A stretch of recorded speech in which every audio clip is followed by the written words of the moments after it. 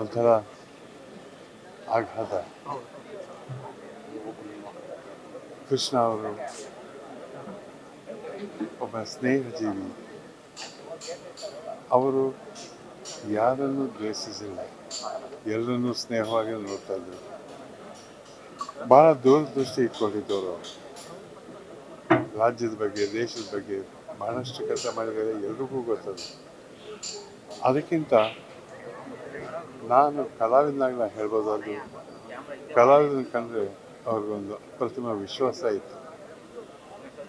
ಸಣ್ಣ ಕಲಾವಿದಾಗಲಿ ದೊಡ್ಡ ಕಲಾವಿದಾಗಲಿ ಯಾರೇ ಆಗಲಿ, ಕಲಾವಿದ ಅನ್ನೋ ಸಲ ಮಾತಾಡ್ತಾ ಇದ್ರು. ಅವರ ಕಷ್ಟ ಸುಖಗಳನ್ನ ಕೇಳ್ಕೊತಾ ಇದ್ರು, ಅದನ್ನು ಪರಿಹಾರ ಮಾಡೋಕ್ಕೆ ಪ್ರಯತ್ನ ಮಾಡ್ತಾಯಿದ್ರು. ಎಷ್ಟೋ ಪ್ರಯತ್ನ ಸಫಲವಾಗಿದ್ದಾರೆ. ಒಂದು ಮನುಷ್ಯ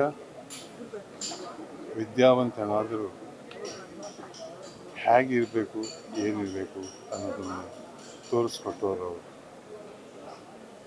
ಏನೇ ಇರ್ಬೋದು, ರಾಜಕಾರಣ ಇರ್ಬೋದು ಅಥವಾ ಜೀವನದಲ್ಲಿ ಏನಾಗಿರ್ಬೋದು, ಮತ್ತೊಬ್ಬರನ್ನು ಯಾವತ್ತೂ ಅವರು ಬೈದಿದ್ದು ನಾನು ಇದುವರೆಗೂ ನೋಡಿಲ್ಲ. ಆಯಿತು, ಅವ್ರು ಮಾಡೋ ಕೆಲಸ ಅವರು, ನಾವು ಮಾಡೋ ಕೆಲಸ ಅದೇ ರೀತಿ ಮಾತಾಡ್ತಾ ಇದ್ವಿ. ಅಂಥ ಒಳ್ಳೆಯ ವ್ಯಕ್ತಿ, ತುಂಬ ಜೀವ. ಆ ಜೀವ ಇವತ್ತು ನಮ್ಮನ್ನು ಬಿಟ್ಟು ಹೋಗಿದೆ. ಅವರ ಆದರ್ಶ, ಅವರ ಜೀವನ ನಡೆದ ರೀತಿ ಎಲ್ರಿಗೂ, ನನಗೂ ಮಾರ್ಗದರ್ಶನ ಆಗುತ್ತೆ. ಆ ಮಾರ್ಗದರ್ಶನ ಮಾಡೋ ಹಿರಿಯ ಚೇತರ ಎಲ್ಲೇ ಇದ್ದರೂ ಆಶೀರ್ವಾದ ಮಾಡ್ತಾ ನಮ್ಮನ್ನು ಕಾಪಾಡಿ ನಿತ್ಯ ಕೇಳ್ಕೊಳ್ತೀನಿ ಅಷ್ಟೇ.